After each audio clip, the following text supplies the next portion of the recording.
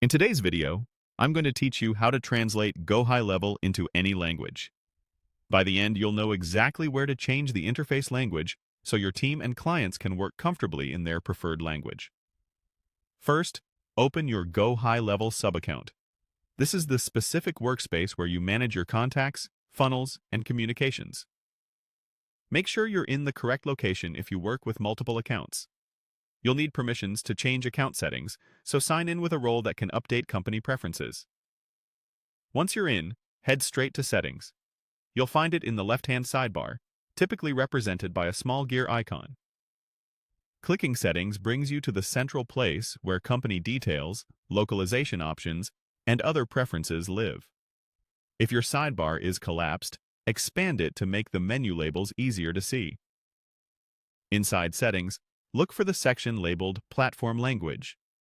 It's usually within the company or business information area. This section controls the language of the GoHighLevel interface for this specific subaccount, including menus, buttons, and many system messages. It won't automatically translate content you've written yourself, like custom emails, funnels, or pipeline names, but it will localize the platform's built-in navigation and labels. Next, click the drop-down in the Platform Language area to see the available languages. Scroll through the list or type to search for the one you want. Choose the language that best fits your team or client needs. Keep in mind, some modules may update immediately, while others might refresh after you save. Also note that not every feature is translated in every language, but the core navigation and most system text will switch over. After selecting your preferred language, click Update to save your changes. This applies the new language to the subaccount. In many cases, you'll see the interface update right away.